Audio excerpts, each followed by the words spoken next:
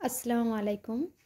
আজ মাধ্যমিকের ভূগোল বিষয়ের 2018 সালের প্রশ্নপত্র এবং তার সমাধান নিয়ে আলোচনা করা হলো। বিভাগ কয়ের 1 নম্বর প্রশ্ন, শুষ্ক অঞ্চলে গিরিখাতকে বলা হয় অপশান ক ক্যানিয়ন। 2 পাখির পায়ের মতো আকৃতির বদ্বীপ গঠিত হয়েছে অপশান ঘ মিসিসিপি মিসৌরির মোহনায়। 3 উল্কাপিণ্ড পুড়ে ছাই হয় নিম্নলিখিত স্তরে। উত্তর অপশান গ মেসোস্ফিয়ারে। 4 মার্কিন যুক্তরাষ্ট্রে পৃথিবীর সর্বাপেক্ষা বিধ্বংসী ঘূর্ণিঝড় টর্নেডোকে এই নামেও ডাকা হয়। উত্তর অপশান খ টুইস্টার।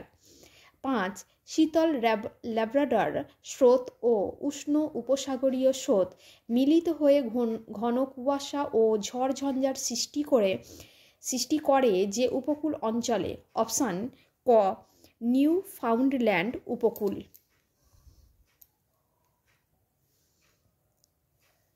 পরের প্রশ্ন 6-এর মরা কোটালের সময়ে চন্দ্র ও সূর্য পৃথিবীর সাপেক্ষে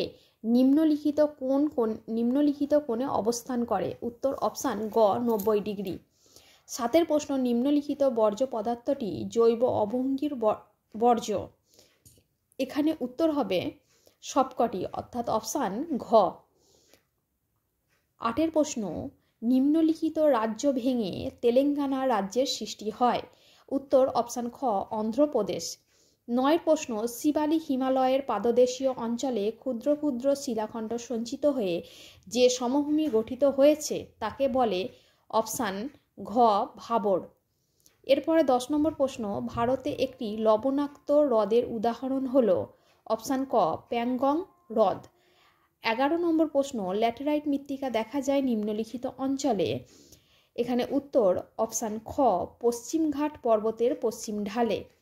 12 নম্বর প্রশ্ন, গম হলো একটি। উত্তর অপশান ক রবি শস্য।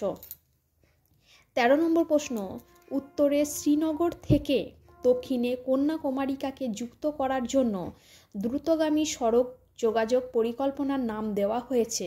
উত্তর অপশান গ উত্তর দক্ষিণ করিডর। পরের প্রশ্ন 14 নম্বর, ভারত থেকে প্রেরিত কৃত্রিম উপগ্রহটি হল। উত্তর অপশান ক IRS। এরপরে বিভাগ ক্ষয়ের প্রশ্ন, শুদ্ধ অশুদ্ধ। প্রথম প্রশ্ন, জলপ্রপাতের পাদদেশে মন্থকূপের সৃষ্টি হয়। উত্তর অশুদ্ধ। বায়ুর চাপ 14 ব্যারোমিটারের সাহায্যে পরিমাপ করা হয়। উত্তর শুদ্ধ। এরপরে 3 নম্বর প্রশ্ন, নিরক্ষীয় জলবায়ু অঞ্চলে ঋতু পরিবর্তন লক্ষ্য করা যায়। উত্তর অশুদ্ধ।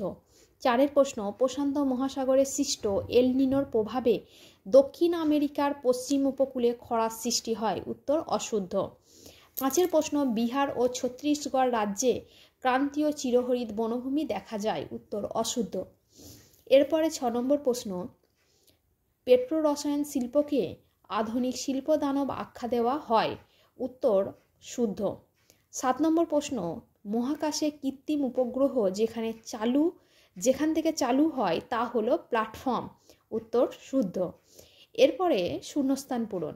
1-এর প্রশ্ন, ড্যাশ নদীর নাম অনুসারে নদীতে সৃষ্ট বাঁক মিয়েন্ডার নামে পরিচিত। উত্তর মিয়েন্ডারেস। 2-এর প্রশ্ন, হিমবাহ পৃষ্ঠে আড়াআড়ি ও সমান্তরাল ফাটলগুলিকে ড্যাশ বলে। উত্তর ক্রেভাস। 3-এর প্রশ্ন, বায়ুমণ্ডলে উচ্চতা বৃদ্ধির সাথে উষ্ণতা বৃদ্ধি পাওয়াকে ড্যাশ বলে। উত্তর বৈপরীত্য উত্তাপ। 4-এর প্রশ্ন, ভরা কোটালের সময় সমুদ্রের জল প্রবল বেগে মোহনা দিয়ে নদীতে প্রবেশ করে, একে ড্যাশ বলা হয়। উত্তর বান্ডাকা।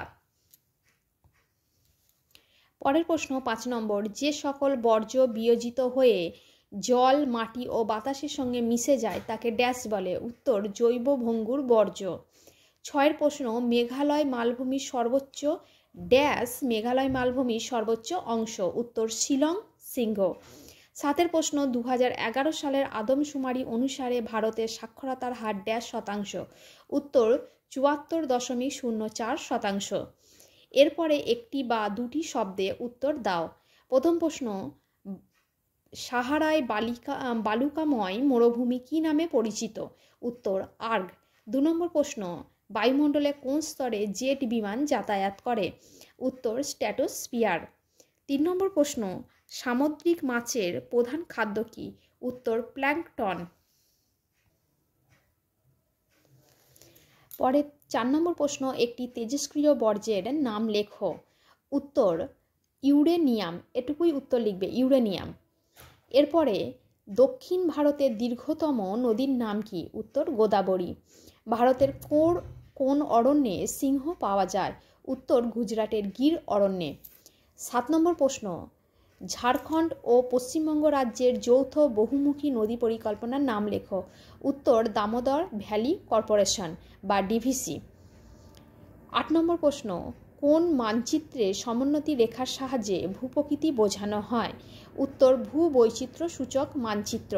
এখানে অপশান অনুযায়ী অর দিয়ে যেগুলো আছে যে কোনো একটি তোমরা লিখতে পারো। এরপরে স্তম্ভ মেলানো, বাম দিক ডান দিক। বাম দিকে প্রথমে হচ্ছে তাল, উত্তরটি হবে অপশান 3 পশ্চিম হিমালয়ের হ্রদ। 2 প্রশ্ন, ঝুম চাষ, উত্তর 4 নম্বর মৃত্তিকা ক্ষয়। 3 চিকমাগালুর, উত্তর অপশান ক কফি গবেষণা কেন্দ্র। 4 বারাণসী, উত্তর অপশান 2 ডিজেল রেল ইঞ্জিন। ভিডিওটি ভালো লাগলে লাইক এবং বন্ধুদের মাঝে শেয়ার করে দিও।